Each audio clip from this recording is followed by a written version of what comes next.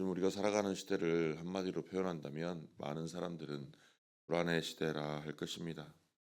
중동에서 들려오는 전쟁의 소리는 여전히 우리의 스마트폰을 늘 가득 울립니다. 국제 유가가 오르고 환율이 흔들리게 나의 일자리 또 내 가정의 자리가 어떻게 될지 또 나의 삶의 자리가 어떻게 될지 막막함이 밀려옵니다. 그러다 보니 내 노후가 어떻게 될지 또 걱정이 앞섭니다.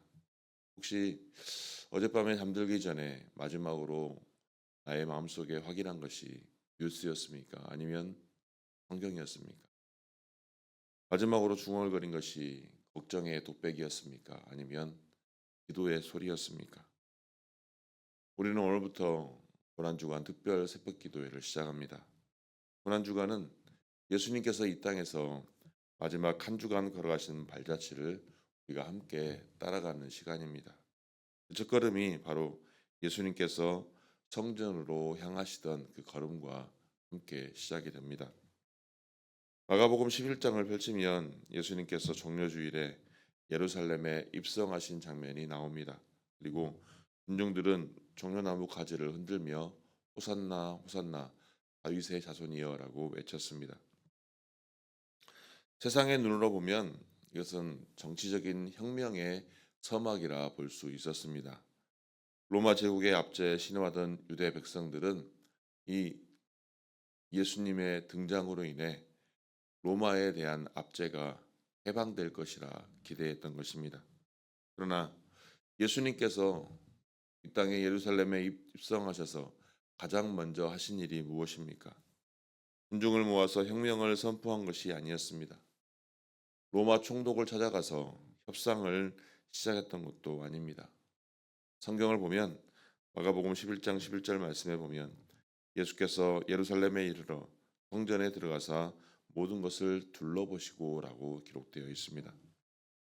예수님께서 가장 먼저 향하신 곳은 바로 성전이었습니다.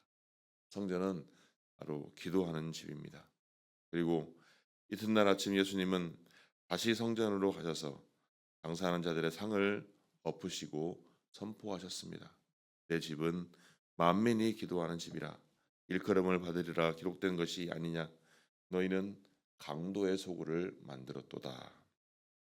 이 말씀은 단순히 상업적 부정을 꾸짖으시는 선언이 아닙니다. 하나님의 집에 대한 본질을 선포하신 것입니다. 성전이 무엇입니까? 바로 기도하는 집입니다. 하나님을 만나는 자리입니다. 온 세상의 만민들이 두려움을 다 내려놓고 하나님 앞으로 나오는 거룩한 공간이 바로 성전인 것입니다. 세상이 여전히 혼란스럽고 소란스러울 때 예수님은 가장 먼저 기도의 자리에 붙으셨습니다. 오늘 우리가 고난주간 특별 새벽 기도의 첫날을 맞이하면서 붙들어야 될 그 말씀이 바로 이 말씀인 것입니다. 근데 오늘 우리들의 믿음의 삶을 보면 기도의 자리가 많이 없어지고 있습니다. 기도하는 집이 있어야 할 곳에 정사꾼들이 자리를 차지하고 있고 또한 그곳에서 많은 일들이 벌어지고 있습니다.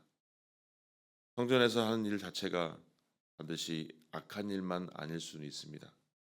멀리서 온 순례자들에게 재물을 파는 것은 그 당시에 편의를 제공하는 일이었습니다. 그러나 문제는 그러한 편의를 제공하는 것들이 기도의 자리를 잃어버렸다는 것입니다. 그렇다면 오늘 우리의 마음 상태는 어떠합니까? 내 마음에 가장 무엇이 큰 자리를 차지하고 있습니까? 오늘 환율이 어떻게 되는지, 어떤 사건이 터졌는지, 오늘 주식시장은 어떻게 되는지 걱정이 먼저 앞서올 때가 있습니다. 아직까지 해결되지 않는 문제, 갚아야 할 빚, 어긋난 문제들, 막막한 미래. 또 어떤 사람들에게는 분노와 억울함이 마음을 먼저 채웁니다. 나에게 상처를 준 사람, 부당하게 나를 대한 상황들. 그러나 이러한 것들이 모두 다 나쁘다라고 말할 수는 없습니다. 세상이 돌아가는 것을 알아야 하고 현실의 문제들을 외면해서는 안 되기 때문입니다. 그러나 이러한 문제들이 우리의 기도의 자리를 밀어버렸을 때 우리 마음의 성전이 역시 강도의 소굴이 되어버리는 것입니다. 하나님을 만나야 할 자리가 염려와 두려움의 자리가 되어버리는 것입니다. 빌립보서 4장 6절 말씀에 보면 아무것도 염려하지 말고 다만 모든 일에 기도와 간구로 너희 구할 것을 감사함으로 하나님께 아뢰라라고 말씀하고 있습니다. 여기서 아무것도 염려하지 말라라는 말씀은 걱정할 일이 없다라는 뜻이 아닙니다. 이 빌립보서를 쓸 때 바울의 상태는 감옥에 갇혀 있는 상태였습니다. 현실의 문제가 전혀 없는 일이 아니었습니다. 그러나 그 현실보다 먼저 기도의 자리로 나아가라는 것입니다. 염려가 기도를 대체하지 않도록, 기도가 그 염려를 이기도록 말씀으로 기도로 승리하라는 것입니다. 우리가 이 고난주간 기도로 시작하여서 고난주간의 끝에 십자가가 있다는 사실을 기억해야 합니다. 그 십자가는 우리의 기도의 근거를 말해줍니다. 히브리서 4장 15절과 16절 말씀을 보면 우리에게 있는 대제사장은 우리의 연약함을 동정하지 못하실 리가 아니요 모든 일에 우리와 똑같이 시험을 받으신 이로되 죄는 없으시니라. 그러므로 우리는 긍휼하심을 받고 때를 따라 돕는 은혜를 얻기 위하여 은혜의 보좌 앞에 담대히 나아갈 것이니라 라고 기록되어 있습니다. 예수님께서도 십자가에 달리시기 전에 겟세마네 동산에서 기도하실 때 땀이 핏방울 같이 되도록 기도하셨습니다. 그리고 아버지 할만하시거든 이 잔을 내게서 지나가게 하옵소서라고 기도하셨습니다. 예수님도 두려우셨습니다. 피하고 싶으셨습니다. 그러나 예수님께서는 그 두려움을 가지고 기도의 자리로 나아가셨던 것입니다. 그리고 그 기도 끝에 나의 원대로 마옵시고 아버지의 원대로 하옵소서라고 무릎을 꿇고 기도하셨습니다. 그 주님이 우리의 대제사장으로서 하나님의 우편에 계십니다. 우리가 기도할 때 주님은 우리의 두려움을 모르시는 것이 아닙니다.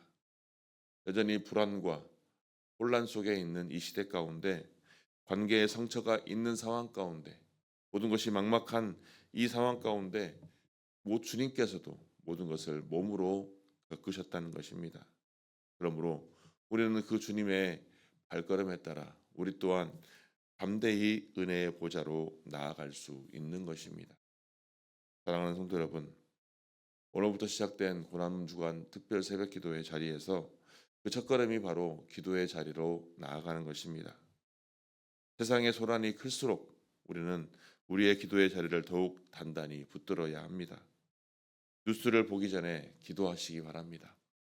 걱정이 밀려올 때 그 걱정을 들고 하나님 앞에 나아가시기 바랍니다.